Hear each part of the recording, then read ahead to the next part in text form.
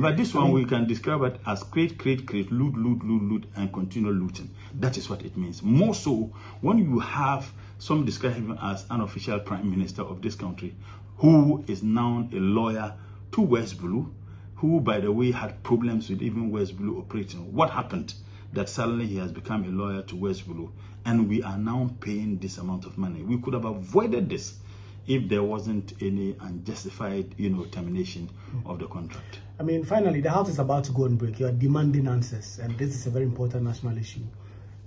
Which institutions do you want to come and speak, and what forum? Because Parliament is just about to go on break tomorrow or Friday.